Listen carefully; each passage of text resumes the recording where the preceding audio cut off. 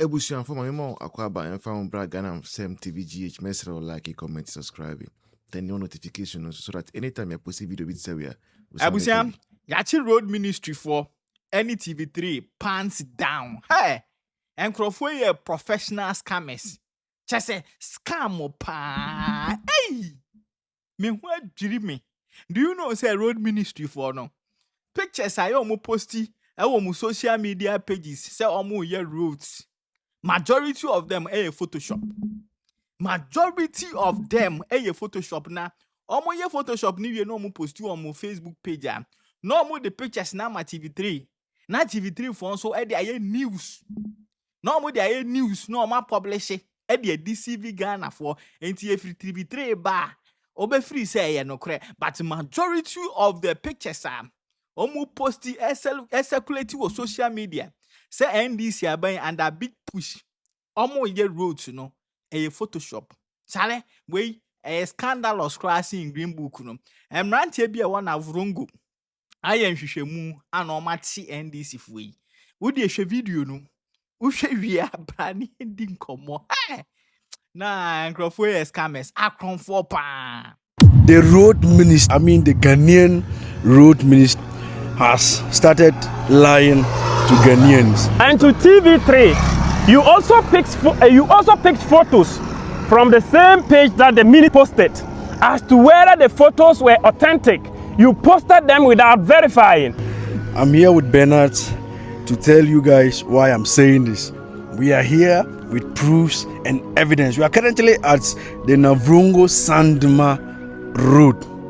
So I have Bernard here to tell us why I'm saying this. Charlie? My name is Bernard Azutiba. 5 days ago, the Rose Ministry posted on their Ministry of Road and Highways page that there is an ongoing construction work around this particular stretch, which I, Bernard, has come here with a team to ascertain the truth, to verify and to feed the general public that what the claims is misleading.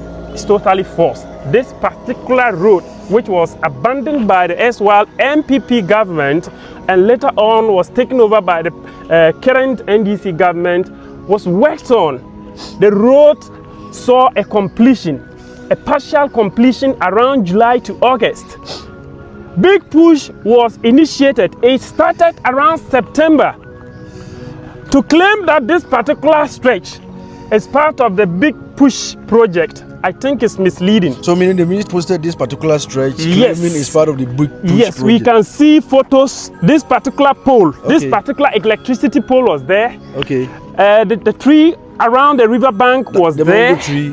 We could also see this particular bridge, the broken bridge. It was part of the photos. Please, the cameraman, to bring the photo here. This particular part of the road too was captured. By then, there was a machine around that place working on the road. And the mini particular posted that partial works were ongoing, as if currently works are ongoing. There is nothing like road construction on this particular part of the road. Mr. President, there is nothing I can say on authority that there is nothing like road construction going on this particular part of Navrongo Sandma Road. Tomorrow morning, we would be heading to Navrongo China Road to do verification and authentication. This particular road isn't part of the big push project. It saw completion, and the works that were done, it was just partial for us to have access to Sandma, and the way they did the road is just some kind of shoddy works. Please let us check here. When the torrential rain starts around August, I fear this particular part of the road might see or cave in again. The contractor or the road minister needs to come to this part of the road and check for himself, instead of sitting at Accra then saying that works are ongoing. There's nothing like works going on here. Please, we are informing the general public. It is not as you've seen it online. Thank you. My name is Bernard Azotiba. Abusia, so basically, it's a roadway, MPP aban, and a shall say, oh yeah. Enti yegu first coat eye bridge na e wo honom. Yegu first coat thinking say ye be win elections ro na ya ba be second coat ne third coat na ya wie yate en say free road no. Ana fofia anto ata ana MPP efra abemu. Abusia few days ago ana Ministry of Roads eco posti pictures on their platform, Facebook platform, say sa particular road no Navrongo Sandama road no. Currently, as at that time, road no, the construction cost of machines, ACC so. Woko hon wa be hunu say big push ye adwuma. Na no na mrantie ya gba na ya ko road ne so. Omoko ya. O road no say the MPP for ye ya ye gya ho ekoye no. Sa na tie. NDC aban sabi yo mo kura mo fan ko kan road ne so but o call mo Facebook page o ma posti wo ho say road construction koso and o ma adi pictures o ma ye ne Photoshop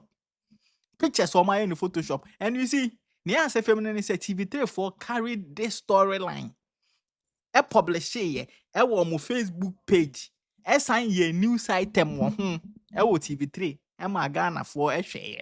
And he say, who big push project be say, cost when this if you catch us say, yeah, road construction be, ha na sa ha, me patro for ni ekoshe. Don't believe in pictures I almost post you on social media. Don't believe in even videos I almost post it because in Photoshop ni AI generated pictures.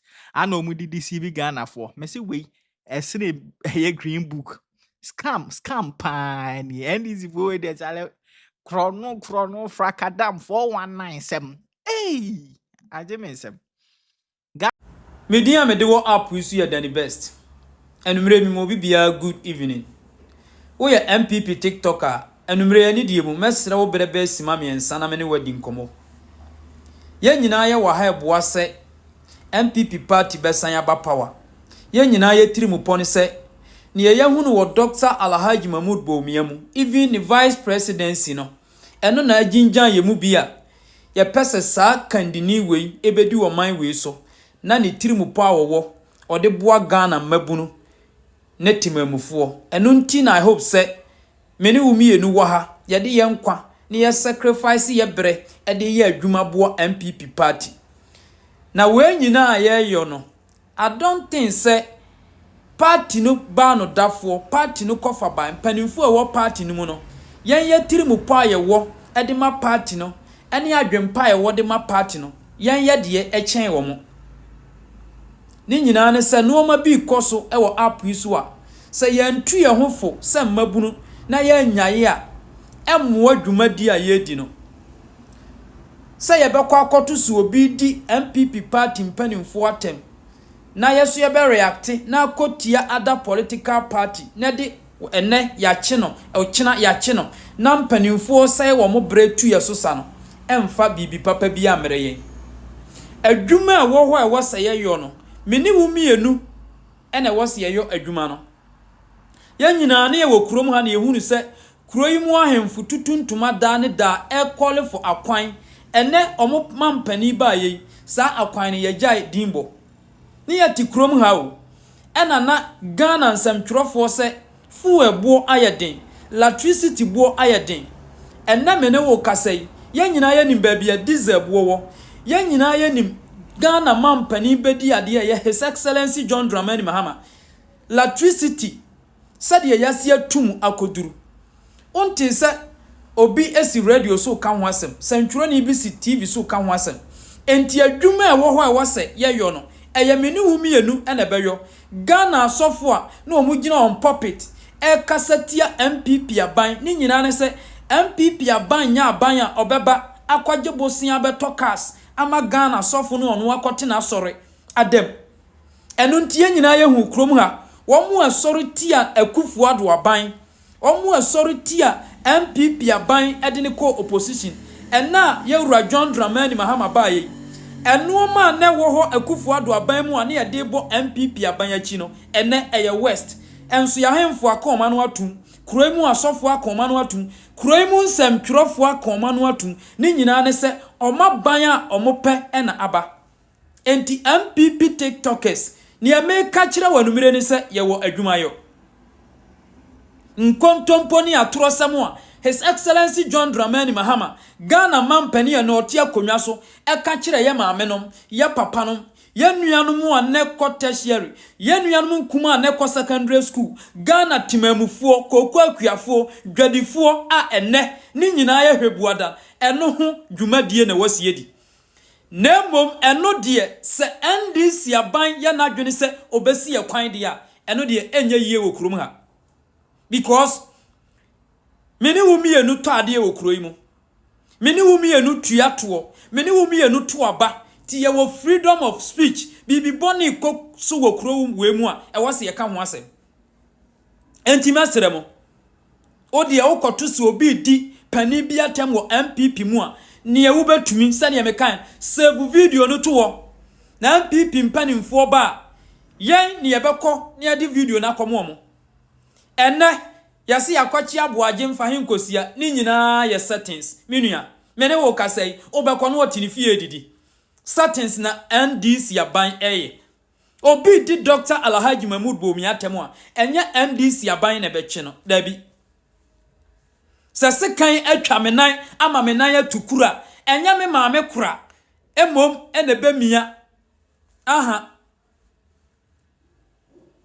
ta me maame kura wotima so obemia menan ama me ho atome a enchen sabi me maame ya wawo me ti ne yawase ya ka kire NDC ne na ban no enti mesere mo wo ho no obi akofa NDC babunu bi asabi ne ho kura nhia no wo sei ne bundle ne na daje won ho no John Dramani Mahama atwa omayi nturo bebire eno ma bebire wo krom ho awase ya ka ho asem mene wo kasa John Mahama ba watu electricity bill more than 40% e wo krom ha watu water bill more than 50% wo krom ha ena mene wo kasa woni ba bia fu ebo nam adie na John Mahama kan kuro mu oba ye wayo eno ho asem ena wose ye sai ye bre ne ya daje ni ade ka ho asem enya si ye kodi pani bi ne yiratem na ya bachien na party mpanimfo asanse wo mo bre si wo ye beyi yen emoa yen mum ye ntwa so na mom NDC ye na adwene se bosha wo she kuro wei a na woni so na wo ye na adwene se o ma ye nka ho asem de enu mom ne ye betinta sukokɔ a kire John Mahama kuro mu ha se ye nya ma na egua ye to aba ye wa kwanya se bibi kwaso o man we mu na nkoyi a ye ka ho asem enti atemdi de mum ye nyimfirim ye wa adwuma bebre yo enye nsamtwerofo na be ya ama yen o ma ban na aba enye kuroimu ahemfo na be yo o ma ban na aba nye kuroimu ayi adifo o ma ban na aba meni wumienu na wose ya makoko kuani na John Mahama ka kire no se oba no de koko buo akosystem ilena wa beti so a yentwi o mo ka no meni wumienu ana wose ya mane hunu John Mahama nkontompo ne tura woyo meni wumienu na wose ya masabi dwamufo ma hunu NDC omusunu o mo ban a o mo tie anya atemdidie anya si abefa mampani asi anim ne atwa na adapa dabi nuoma pi wo krom ha John Mahama ka ho asem first year tertiary student for busa se why na John Mahama etua ni fees ma no busa party ma nipa ba akum yenu miensa bi MPP aban bae free secondary school policy wanya ne party masem Ghana ha babunu bia Ghana ha batan bia eba ko bi kwa kone kobusa yenuanom e watershare se first year for a course school why na John Mahama tua ne fees ma mesi ya wa adwuma yo na nya atemudie mesi ya wa adwuma yo na nya da paatwa na obi ntumi nkan ya no ntum boshe hunu a NDC ya banshe kurom hafo eno de obi ani wo betima kan ya no atum ti mesere mo menuanom MPP TikTokers adwuma pi wo ho a wose ye ka ho asem nya mabunu no mu bia ma basi a ya hyehye singlet ati social media so na wose ye fa omo e ka omo ho asem dabi ice cream ani ase ye be chama university fo enkwada ayenuanom secondary school fo ne ase ye be mo ma ye mponche ade anu aduane amo ene sausage ne ye de ye enkwan mo omudie ye wonsam bebire wose ye ka kire NDC ne na ban enya da patwa ti meda mo ase